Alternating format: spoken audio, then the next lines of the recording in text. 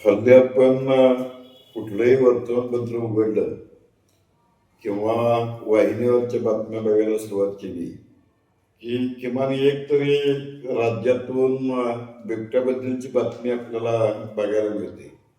या वर्षाच्या विधिमंडळाच्या अधिवेशनामध्ये बिबट्यांच्या प्रश्नाकडे लक्ष वेधण्यासाठी जुन्नरचे आमदार शरद सोनवणे हे तर चक्क बिबट्याच्या गणवेशात आले होते. बिबट्याच्या प्रश्नावरती अनेक विनोद देखील निर्माण व्हायला लागलेले आहेत. म्हणजे सोशल मीडियामध्ये फिरणारे काही विनोद असे आहेत की बिबट्यामुळे एक गोष्ट नक्की झाली की गावं हागणदारी मुक्त झाली किंवा बिबट्यामुळे ऊसातली जी प्रेम प्रकरणं आहेत ती प्रेम प्रकरणं बंद झाली. एक शाहीर स्वप्नील गायकवाड म्हणून आहेत, त्यांनी तर बिबट्याबद्दलचं स्वतंत्रपणे गाणंच लिहिलेलं आहे. त्यातला गमतीचा भाग सोडला तरी बिबट्या ही आपल्या राज्यासमोरची गंभीर समस्या आहे. म्हणजे ती राज्य आपत्ती आहे असं आपल्याला म्हणावं लागेल. कारण पूर्वी जंगलात राहणारा हा मार्जार कुळातला बिबट्या जो आहे तो रानात शिवारात कुत्र्यांच्या वरती शेळ्या मेंढ्यावरती हल्ला करायचा. पण त्याच्या पुढे जाऊन आता बिबट्या चक्क शहरात म्हणजे काल उरण ईश्वरपूर शहर परिसरामध्ये बिबट्याचा वावर लोकांनी बघितला. त्याने काही कुत्र्यांच्या वरती हल्लाही केला. म्हणजे आता बिबट्याचा वावर हा थेट नागरी वस्त्यामध्ये सुरू झालेला आहे.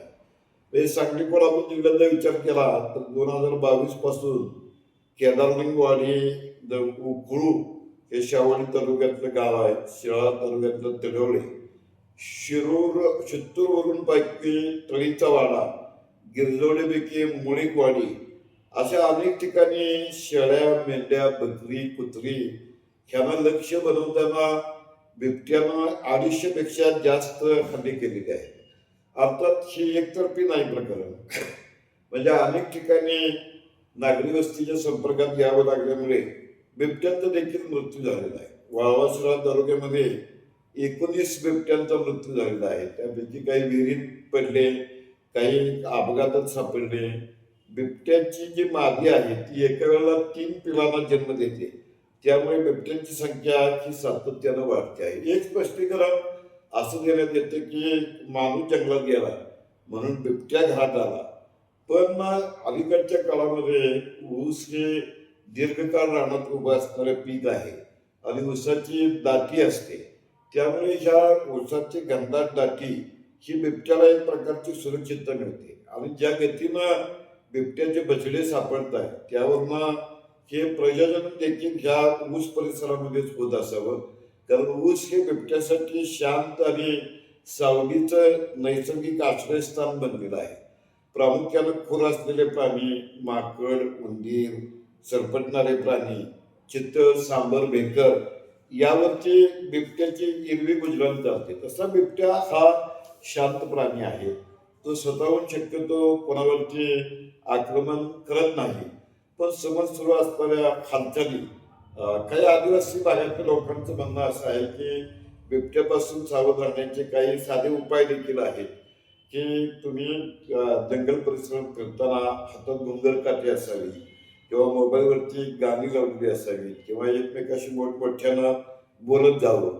पण या बिबट्याचं व्याप्ती एवढी आहे की सुरक्षित जागा आणि अन्नाच्या शोधामध्ये बिबट्या साधारणपणे 300 किलोमीटर पर्यंत स्थलांतर करू शकतो.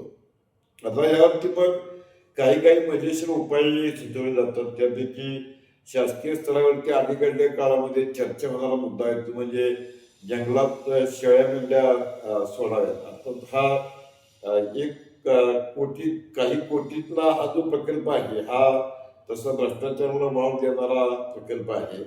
कारण शासकीय कर्मचाऱ्यांची अवस्था ही पाण्यातल्या माशाप्रमाणे असते की पाण्यातला मासा झोपतो कधी, पाण्यातला मासा जागा कधी असतो, पाण्यातला मासा पाणी कधी पितो हे कळत नाही. तसं शासकीय योजनेतल्या ह्या ज्या शेळ्या मेंढ्या आहेत त्या शासन दरबारी असणाऱ्या बिबट्यांच्या ताब्यात जाण्याची शक्यता आहे. त्यामुळे शेळ्या मेंढ्या सोडणे, भटकी कुत्रे सोडणे हा उपाय फारसा व्यवहार्य ठरणार नाही. काही लोकांनी बिबट्यांच्या नसबंदीचा उपाय सुचवलेला आहे. पण तोही उपाय कुत्री पकडणे इतका सोपा नाही. तर काही टोकाची भूमिका घेणाऱ्यांनी बिबट्याला ठार मारा असाही उपाय सुचवलेला आहे. काही लोकांनी तर बिबट्या पाळण्यासाठी परवानगी द्यावी असं सूचना केल्या. पण ही सूचना येण्यापाठीमागे असं कारण असावं, की अनेक ठिकाणी घरातल्या पाळीव कुत्र्यांनी बिबट्याला हुसकावून लावण्याच्या घटना देखील घडलेल्या आहेत. तेव्हा स्थूल मानाने विचार केला तर आपल्याला असं म्हणता येईल, की बिबट्यापासून सावध राहताना पहिल्यांदा आपण मानवी सुरक्षेला महत्त्व दिलं पाहिजे. काही ठिकाणी कॅमेरे बसवण्याचं काम सुरू आहे. ज्या भागामध्ये बिबट्याचा वावर आहे, आता तो सगळ्या राज्यभर आहे. अगदी महानगरापासून ते छोट्या शहरापासून ते गावातलं शिवार ते अंगण ह्या सर्व ठिकाणी बिबट्यांचा संचार आहे. पण ज्या भागामध्ये बिबट्या आहे अशी खात्री आहे, तिथल्या ऊसतोड करणाऱ्या शाळकरी मजुरांच्या मुलांसाठी स्वतंत्र वाहनाची सोय करणं गरजेचं आहे. लोकांनी शक्यतो सूर्यास्तानंतर बाहेर पडणं टाळलं पाहिजे. ऊसाच्या शेतात पूर्वसूचना देणारे आवाज करणं गरजेचं आहे. अशा प्रकारची यंत्रणा काही ठिकाणी बसवायचे प्रयत्नही सुरू आहेत. कचऱ्यामधलं अन्न हे बिबट्याचं अन्न असल्यामुळे गावाजवळच्या कचऱ्याचे व्यवस्थापन देखील नीट करायला पाहिजे. शिवाय ग्रामीण भागातले बरेच गोठे हे खुल्या अवस्थेमध्ये असतात. ते मजबूत आणि बंदिस्त असायला पाहिजेत. म्हणजे या बिबट्याला चिथावणी न देता समूह जागरूकता असली पाहिजे आणि बिबट्याबद्दलच्या साक्षरतेचा प्रसार झाला पाहिजे आणि वन विभागाच्या सतत ग्रामीण पातळीवरती संघर्षात राहिलं पाहिजे, तेव्हा संपर्कात राहिलं पाहिजे. तेव्हा आपल्याकडे बिबट्या ही जी राज्य आपत्ती आहे त्या बाबतीमध्ये प्रबोधन आणि संरक्षणाच्या योजना आणि शासन आणि ग्रामस्थ आणि नागरिक यांनी ताळमेळ करून बिबट्याचा मुकाबला करणं गरजेचं आहे.